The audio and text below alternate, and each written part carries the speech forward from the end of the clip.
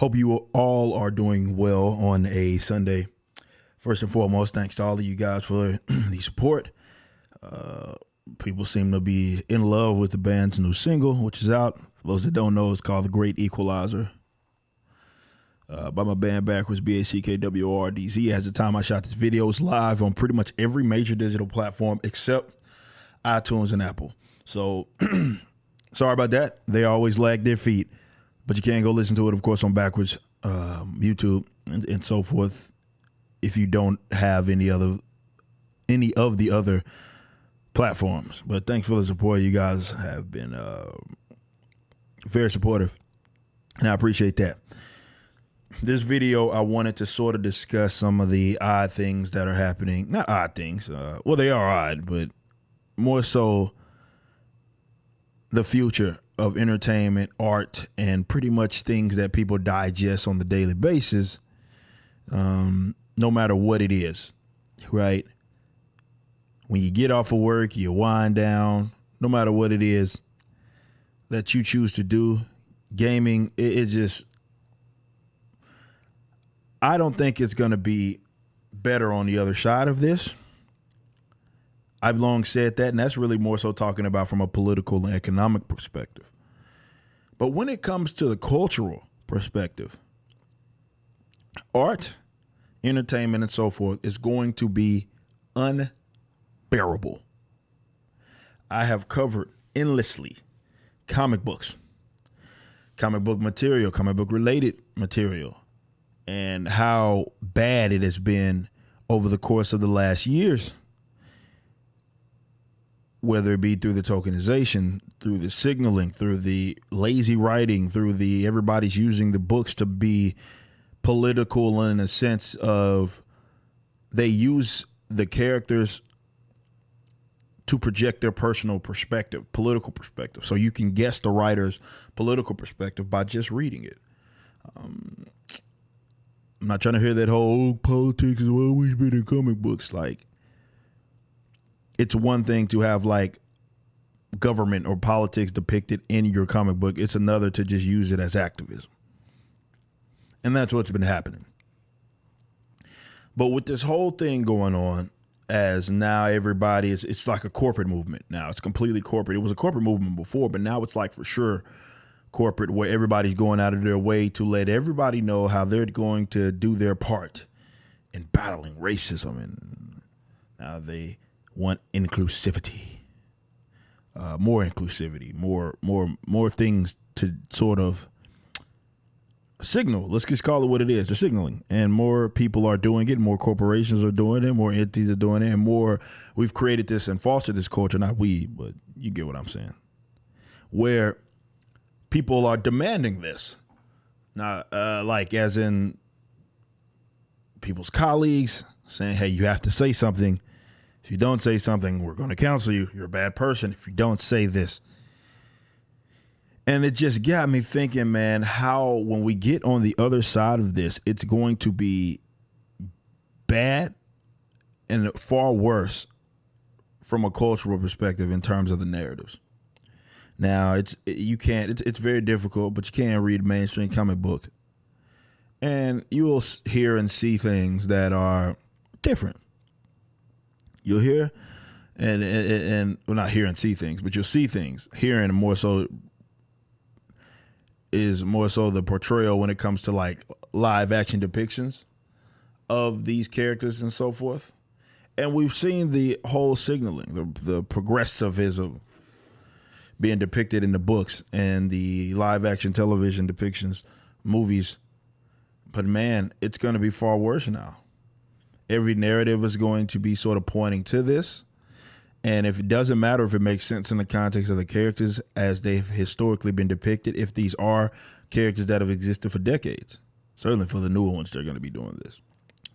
And they're going to be even more predictable. But the thing is, I don't think you're going to be able to get away from it. Like, you can't even turn your video game. I parent on FIFA, and the first thing I turned it on, it's like says Black Lives Matter. I'm like, God, you can't even get rid of it no matter what you think that you're playing something that's going to be completely unrelated, and it's going to be something that's happening. But more so when we talk about art in the form of storytelling, it's just going to be as prominent as it's ever been. And when I say it's going to be unbearable, I mean that you're going to have a very hard time getting away from it. And it's going to get old really fast. It already got old. We look at the books and like in the comic book perspective. But when I say it's going to be unbearable, you think of, for guys that are read up on the current comic books, you haven't seen anything yet. And it's so predictable because now everybody's an activist. They need, like, it was just corny, right? When we call it out, it was like, yeah, it's just corny, it's lousy, it's lazy. But now they have an out because they have an excuse, because the entire country, as an example, really the entire, like, other aspects of the world as well, that have sort of latched onto this. So now they have an excuse to do this, because they're just going to say this is activism, this is my way of changing things, and so forth. And now they have an excuse, and it's going to be unbearable. It's going to be unbearable. I'll be here, of course, to call it out, but I'm just saying, prepare your butts. Because you're not getting away from it. You're not getting away from it. You thought that there was any, like, you're not. It's going to be everywhere. Everywhere. Signaling, people feeling as if it's their duty to use the art, the entertainment, to be activists. And it's just going to be so heavy-handed. It's going to be so slanted to one way, which has always been the problem. For example, when I talked about politics, I've never been the one to say that, keep politics out of comic books. That's never been something that I've said. My issue has always been is that there's no positive depiction of an ideology outside of leftism. Conservatism, libertarianism, none of that. It's mainstream progressivism, and that's all that's depicted in the positive light, or like the sort of neutral area. Anything going the other way, they have no desire to depict that in a positive light. So that's always been a problem. If there was more political diversity, dare I say, using that actual term, because when these guys mean diversity, they don't ever mean in thought. They mean diversity in like color and sexuality and stuff like that. But you still have to all think alike. So it's like they just want different shades of the same bull crap.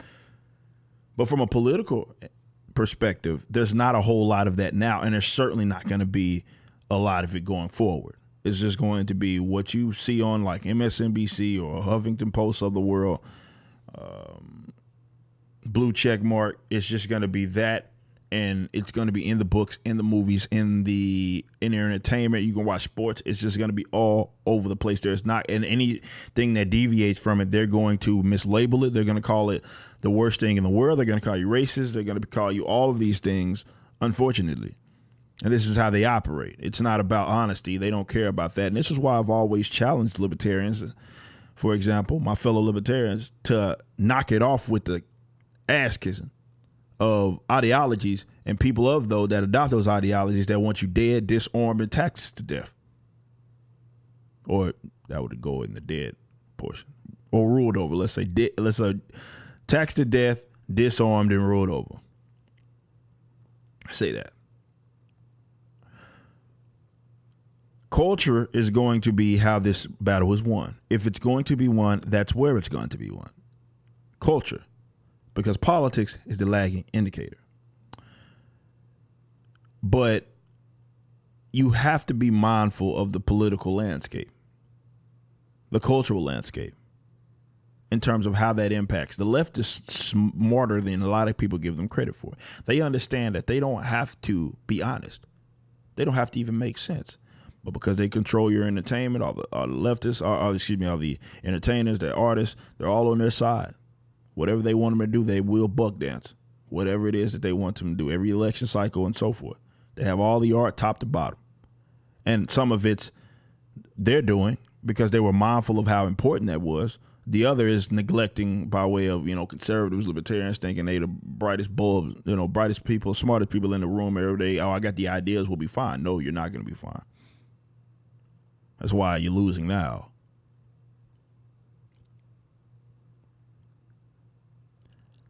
But they know that it doesn't have to make sense. They can be dishonest as they want. They can label you as the most worst, repugnant, evil things as It does not have to apply, but that's how they operate. And that's what they're going to deem. Anything that deviates from this nonsense, that's what it's going to be. And it's going to be unfortunate because I think the art, as it already has, the entertainment is going to lack.